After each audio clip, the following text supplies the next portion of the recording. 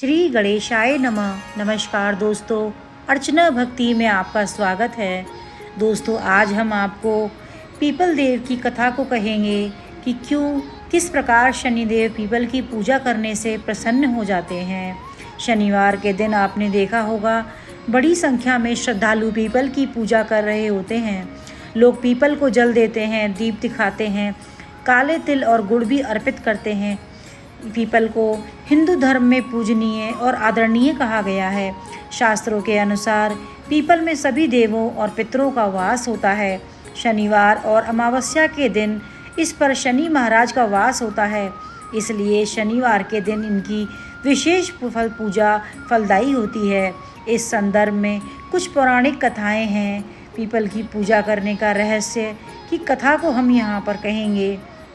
People को लेकर श्रीमद् भागवत गीता में भगवान श्री कृष्ण ने कहा है कि अश्वत्थ सर्ववृक्षाणाम मूलतो ब्रह्म रूपाय मध्यतो विष्णु रूपीणे अग्रतः शिव रूपाय अश्वत्थाय नमो नमः। अर्थात मैं वृक्षों में पीपल हूँ।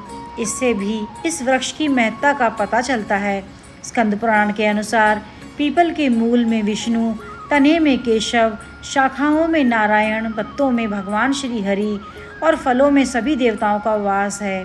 इसलिए पीपल को पूजनीय पेड़ माना जाता है। मान्यता है कि पीपल के पेड़ की पूजा करने से शनिदेव प्रसन्न होते हैं और जिन जातकों की कुंडली में शनि दोष होता है उन्हें इसके कुप्रभाव से मुक्ति मिल जाती है। इससे लेकर पौराणिक कथाएं भी मिलती हैं। पहली कथा के अनुसार एक समय स्वर्ग पर असुरों ने कब्जा कर लिया था। कैटव नाम का राक्षस पीपल वृक्ष का रूप धारण करके यज्ञ को नष्ट कर देता था। जब भी कोई ब्राह्मण समिधा के लिए पीपल के पेड़ की टहनियाँ तोड़ने पेड़ के पास जाता तो यह राक्षस उसे खा जाता। ऋषियों को समझ में नहीं आ रहा था कि आखिर ब्राह्मण कुमार कहाँ गायब होते जा रहे हैं। ब्राह्मण कुमारों के वापस न लौटने पर ऋषियों ने शनिदेव से सहायता मांगी। इस पर शनिदेव ब्राह्मण बनकर पीपल के पेड़ के पास गए। कैटव ने शनि महाराज को पकड़ने की कोशिश की तो शनिदेव और कैटव में युद्ध हुआ। शनि ने कैटव का वध कर दिया। तब शनि महाराज ने ऋषियों को कहा कि आप सभी भय मुक्त होकर शनिवार के दिन पीपल के पेड़ की पूजा करें, इससे शनि की पीड़ा से मुक्ति मिलेगी। एक अन्य पौराणिक कथा के अनुसार ऋषि पिपलाद के माता पिता की मृत्यु बचपन में ही हो गई थी। बड़े होने ने पता चला कि शनि की दशा के कारण ही इनके माता पिता की मृत्यु का सामना करना पड़ा।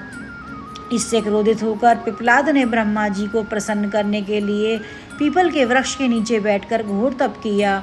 इससे प्रसन्न होकर जब ब्रह्मा जी ने उनसे वर मांगने को कहा तो पिपलाद ने ब्रह्मदंड मांगा और पीपल के पेड़ में बैठे शनिदेव पर ब्रह्मदंड से प्रहार किया। इससे शनि के पैर टूट गए। शनिदेव दुखी होकर भगवान शिव को पुकारने लगे। भगवान शिव ने आकर पिपलाद का क्रोध शांत किया और शनि की रक्षा की। तभी से शनि पिपलाद से भय खाने लगे। पिपलाद का जन्म पीपल के वृक्ष के नीचे हुआ था और पीपल के पत्तों को खाकर उन्होंने तप किया था। इसलिए माना जाता है कि पीपल के पेड़ की पूजा करने से शनि का अशुभ प्रभाव दूर होता है। यूँ तो सभी वृक्ष दिन के समय में सूर्य की रोशनी में कार्बन डाइऑक्साइड ग्रहण करके अपने लिए भोजन बनाते हैं, वहीं रात को सभी वृक्ष ऑक्सीजन लेते हैं और कार्बन डाइऑक्साइड को छोड़ते हैं। यही वजह है कि रात के समय में पेड़ों के नीचे सोने से मना किया जाता है। वैज्ञानिकों के अनुसार पीपल का पेड़ 24 घंटे में सदा ही ऑक्सीजन को छोड़ता है, इसलिए यह मानव उपकारी पेड़ है। यही वजह है कि पीपल को पूज्य मानकर सदियों से उसकी पूजा होती चली आ रही है।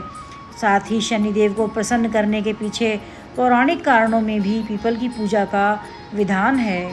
जय शनिदेव।